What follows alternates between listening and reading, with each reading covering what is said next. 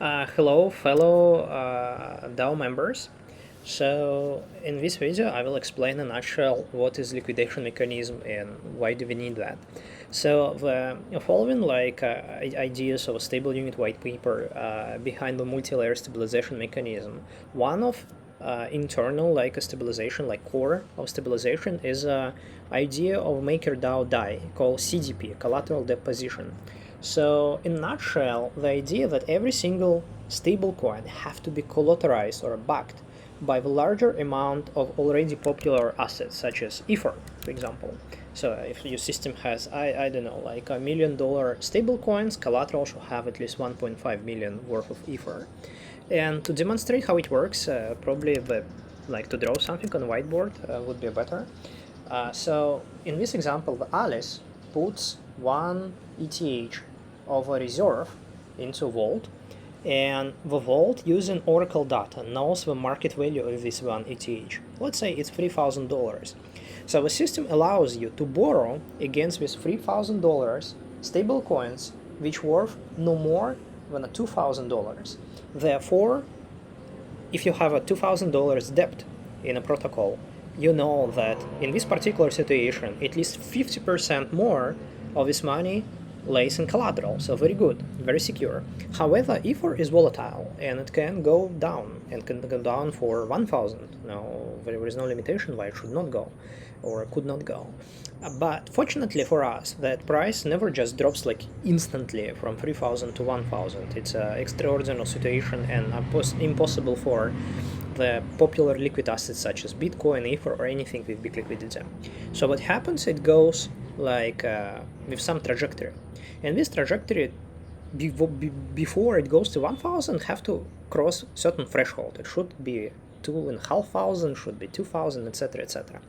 So how mechanism of liquidation works? So it tracks the price of a collateral and check that if price of a collateral below a certain threshold, let's say in our particular example it would be 50% or like 25% more, so $2,500 is a threshold. So as soon as collateral start worth equal or less of $2,500, the liquidation mechanism kicks in.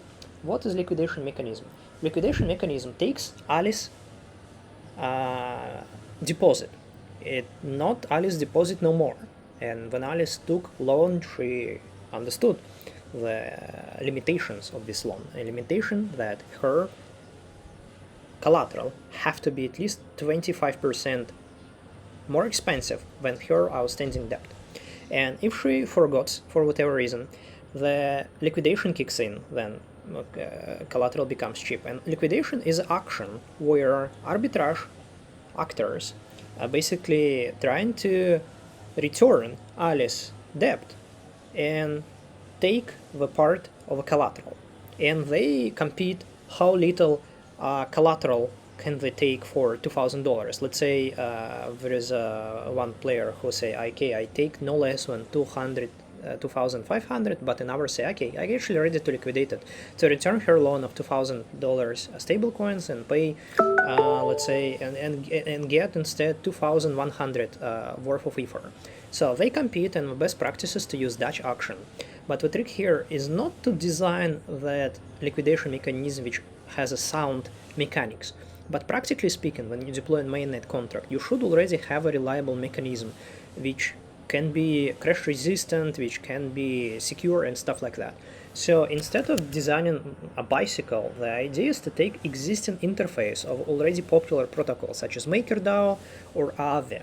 So we research in depth like a mechanism of MakerDAO. So it has like a very well documented schemas and like things how it works.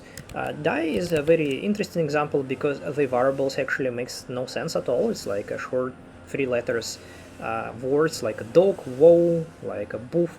So you have to spend significant time to actually understand like what they mean. And another thing that the documentation is in an official wiki and in a doc can be outdated. So if you see contracts, actually the cat and a flipper. Right now it's a dock and a clipper, like. And in our protocol, which we took very close look at is a unit. So the unit has way simpler system. The code is much more basic, but it's listed human readable. However, the liquidation market is not like, I don't see very many liquidations happens with this protocol, so it's probably less reliable as example to take. And the best in the class is Aave, not only because it's like a big, Maker also super big, but because it's the most recent development. So Aave version 3 is like recently launched like weeks ago, and while Maker is like years ago, so naturally Aave use the best practices up to the date. The problem is it's somewhat complex, so I'm still learning how it works, but it's super well documented, like the version of a Solidity is new and stuff like that.